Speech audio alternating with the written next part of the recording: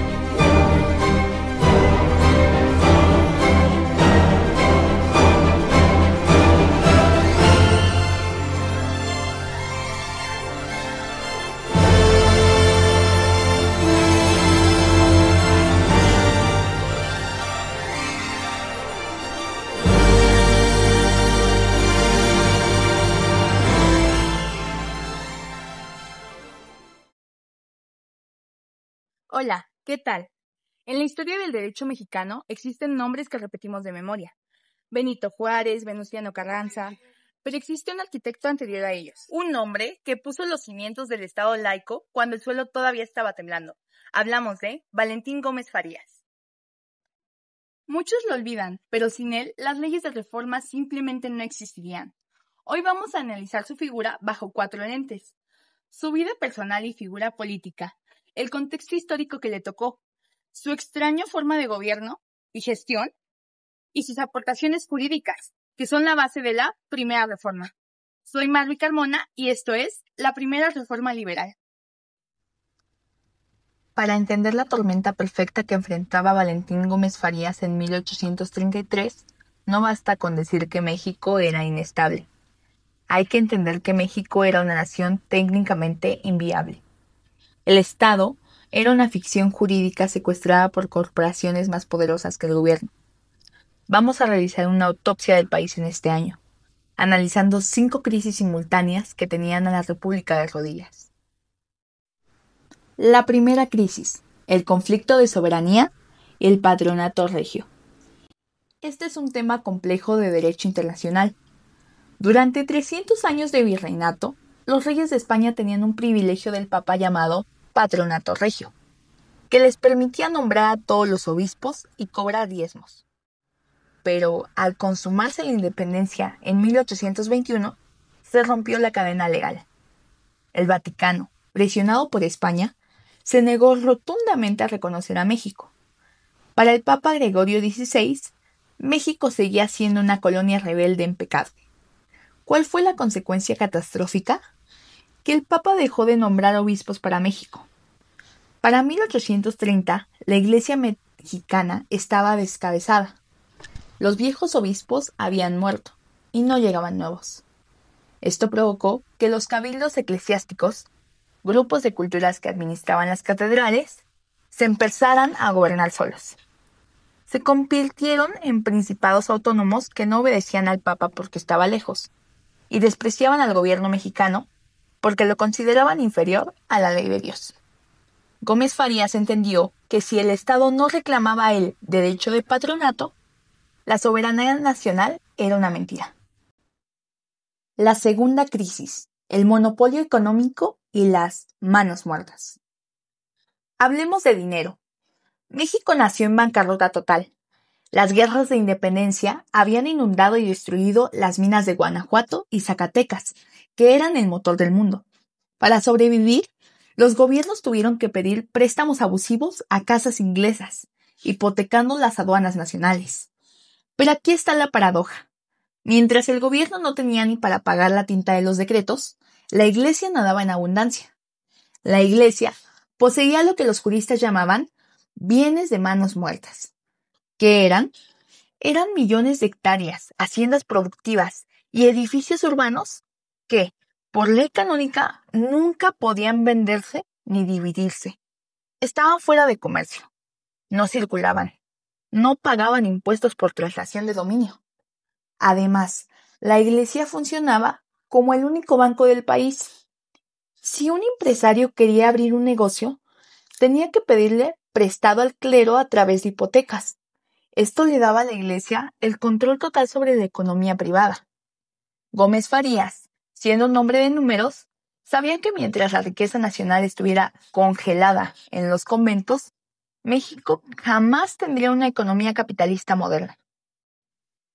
La tercera crisis, la tiranía militar y los fueros. El ejército permanente era un cáncer para el presupuesto. Consumía, escuchen bien, el 80% de presupuesto nacional.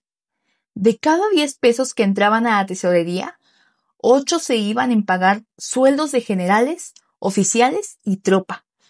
Y lo peor es que ese ejército no servía para defender al país, servía para dar golpes de Estado. Jurídicamente existía el fuero de guerra. Esto significaba que si un soldado mataba a un civil o robaba una tienda, no podía ser juzgado por un juez común.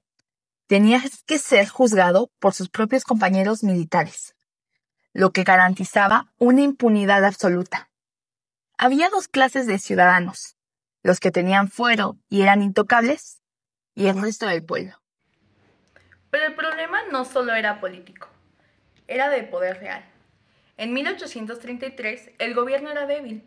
Entonces, ¿quién manejaba de verdad las cosas?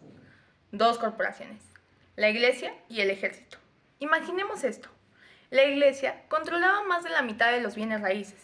Manejaba los cementerios, los nacimientos y lo más importante, la educación. Por otro lado, el ejército tenía los tribunales privados, los estados dentro del estado.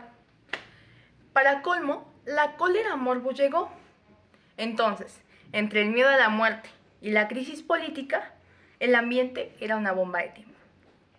La cuarta crisis, el aislamiento geopolítico. No podemos olvidar que México vivía bajo amenaza de invasión. Apenas 4 años antes, en 1829, España había intentado reconquistarnos con la invasión de Barradas en Tampico. Al norte, los colonos estadounidenses ya estaban conspirando en Texas para separarse. Gómez Farías sabía que necesitaba un estado fuerte y centralizado para defender las fronteras, pero no tenía recursos para hacerlo, porque el dinero lo tenían los curas y los generales golpistas. Y finalmente, la quinta crisis, la parálisis política de las logias. No existían partidos políticos como hoy. La política se hacía en ritos secretos masónicos. Por un lado, los escoceses, que querían un régimen centralista y aristocrático, añorando el orden virreinal. Por otro lado, los yorquinos, radicales que querían copiar el modelo de Estados Unidos, pero sin tener la cultura cívica de allá. Esta guerra sorda entre logias paralizaba el Congreso e impedía cualquier acuerdo legislativo para salvar al país. Pero, ¿quién fue el hombre que se atrevió a enfrentar estas 5 crisis? José María Valentín Gómez Farías nació el 14 de febrero de 1781 en Guadalajara, Jalisco. Su formación académica fue privilegiada. En 1800 entró al seminario, la única puerta al conocimiento superior, pero su vocación científica lo llevó a graduarse en 1807. Sin embargo, para llenar el perfil político, debemos analizar 3 momentos clave de su vida que moldearon su carácter de acero. Primero, la Escuela de Cádiz. Fue diputado en las Cortes de Cádiz, en España, allí en Europa. Fue testigo presidencial de cómo el liberalismo gadiano estaba desmantelando el poder absoluto de la Inquisición y de los reyes. Regresó a México contagiado de esas ideas de modernidad, convencido que la soberanía reside en el pueblo, no en el monarca. Segundo, el error y rectificación con Iturbide. Es vital mencionar esto para entender su honestidad. En 1822, Gómez Farías fue uno de los principales promotores de Agustín de Iturbide.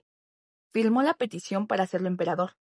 Él creía honestamente que, ante el caos, México necesitaba una figura paterna fuerte, pero aquí se ve su integridad. Cuando Iturbide se volvió un tirano, disolvió el Congreso y encarceló diputados. Gómez Farías no se quedó callado. Rectificó, rompió con el imperio y se convirtió en el padre del republicanismo federal. Esa traición de Iturbide lo vacunó contra los dictadores para siempre. Tercero y más importante, el laboratorio de Zacatecas. Antes de gobernar el país, Gómez Farías operó políticamente en Zacatecas. Él fue el arquitecto del federalismo económico. Luchó ferozmente con el Senado para que los impuestos de la minería se quedaran en los estados y no se fueran a la capital. Argumentaba que la federación debe coordinar, no saquear a las provincias.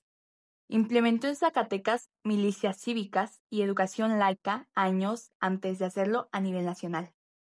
Zacatecas fue su piloto de pruebas. Era un hombre de gabinete, no de balcón. Trabajaba jornadas de 16 horas diarias redactando leyes y vivía en austeridad absoluta. Finalmente, murió pobre, sin dejar fortuna, algo rarísimo en los políticos de entonces y de ahora. Aquí quiero destacar un dato vital para su perfil psicológico. Gómez Farías era médico. No era general, no era militar. Por su formación científica, Gómez Farías creía que los problemas sociales eran enfermedades. Para él, el fanatismo religioso y los fueros militares no eran más que tumores que tenían que extirparse con el bisturí de la ley. Para sus enemigos, era conocido como Gómez Furias, por su carácter radical, pero gracias a la historia, hoy es conocido como el patriarca de la democracia. Hablemos de fechas y cronología precisa, porque el diablo está en los detalles. ¿Cuándo empezó todo esto? El gobierno liberal inauguró sus funciones el 1 de abril de 1833. Ese día, Valentín Gómez Farías tomó protesta ante el Congreso, pero ocurrió algo insólito. El presidente electo, Antonio López de Santa Anna, no se presentó. Alegó estar enfermo. Desde ese primer día, 1 de abril de 1833, Gómez Farías asumió el poder ejecutivo como presidente interino. Es vital entender que su gobierno no fue continuo.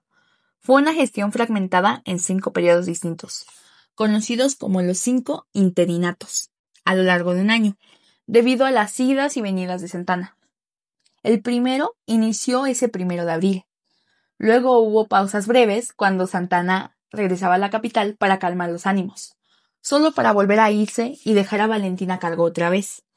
Este juego de el gato y el ratón duró hasta el 24 de abril de 1834, fecha fatídica en que Santana regresó definitivamente para dar el golpe de estado y disolver la reforma. Pero en esos meses de actividad frenética, Gómez Farías no perdió el tiempo. Llegó con una plataforma política clara llamada Los Principios del Partido del Progreso.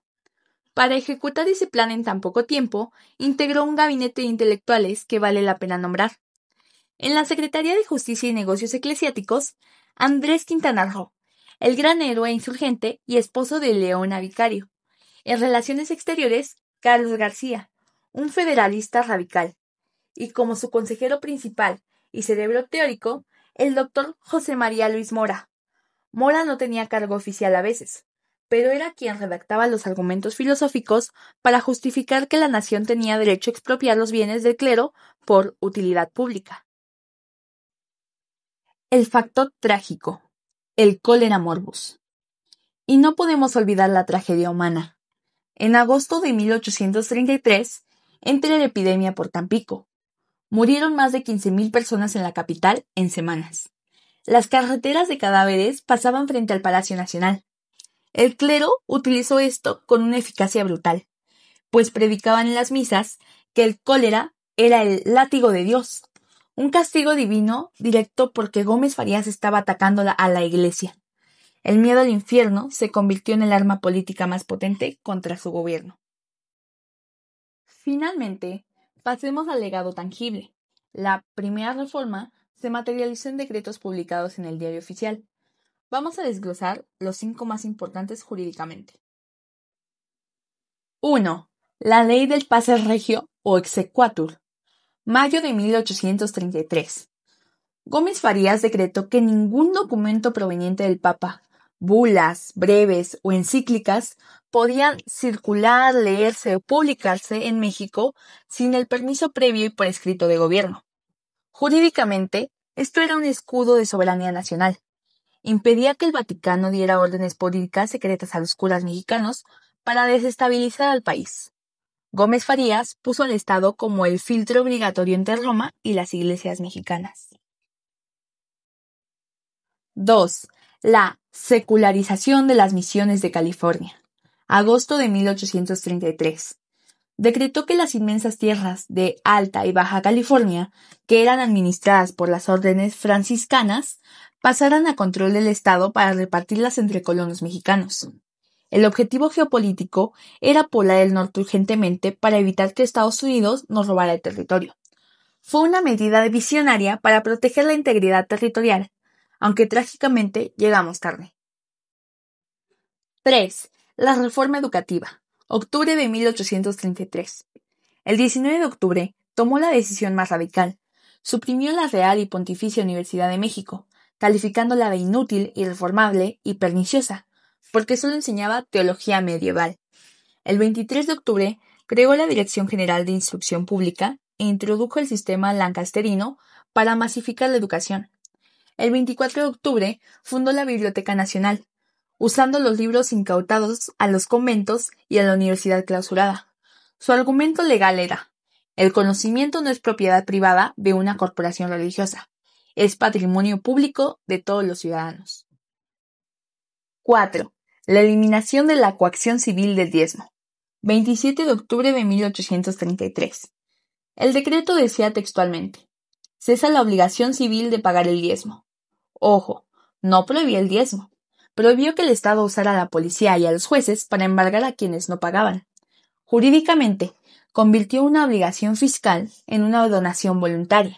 Esto liberó la economía agrícola y le cortó el flujo de dinero garantizado al alto clero. 5. La ley del caso. 23 de junio de 1833. Esta es la ley más polémica y oscura. Ante las conspiraciones constantes, el Congreso facultó al gobierno para expulsar del país a 51 enemigos políticos específicos. La lista del caso, sin juicio previo. Jurídicamente, fue una violación al debido proceso y a los derechos humanos. Históricamente, demuestra la desesperación de los liberales. Tuvieron que usar herramientas dictatoriales para intentar salvar la libertad. Ya para cerrar, no podemos dejar la historia en la derrota de 1834. La historia es paciente y da revanchas. Valentín Gómez Farías tuvo que vivir el exilio, la pobreza y ver cómo el país perdía la mitad de su territorio frente a Estados Unidos, en parte por las divisiones internas que él intentó curar. Pero el destino le tenía reservada una última escena de gloria. Pasaron 24 años desde su reforma fallida. Llegó el año de 1857. Una nueva generación de jóvenes liberales, entre ellos Benito Juárez, Melchor Ocampo y Guillermo Prieto, tomó el poder y convocó a un nuevo Congreso Constituyente. ¿Y a quién llamaron para presidir ese Congreso? Al viejo patriarca. La imagen es poderosa. El 5 de febrero de 1857, Valentín Gómez Farías, ya muy anciano, enfermo y sin poder caminar, fue llevado en brazos, algunos dicen que en una silla de manos, hasta la tribuna del Congreso. El hombre que en 1833 fue llamado loco y hereje por querer separar la Iglesia del Estado, ahora era la máxima autoridad moral de la República. Fue él, Valentín Gómez Farías, quien tuvo el honor histórico de ser el primero en firmar la Constitución Federal de 1857. Al estampar su firma, vio cómo aquellos decretos que redactó en la soledad de su despacho en 1833 se convertían finalmente en la ley suprema de la nación. Las leyes de reforma de Juárez no nacieron de la nada, nacieron de la semilla que Gómez Farías sembró bajo la tormenta. En conclusión, Valentín Gómez Farías fue el médico que se atrevió a operar a México, un México enfermo de fanatismo. Sus aportaciones jurídicas en 1833 son el antecedente directo de las reformas de Juárez y el estado laico en el que vivimos hoy. Espero este recorrido haya sido claro y de su agrado. Muchas gracias.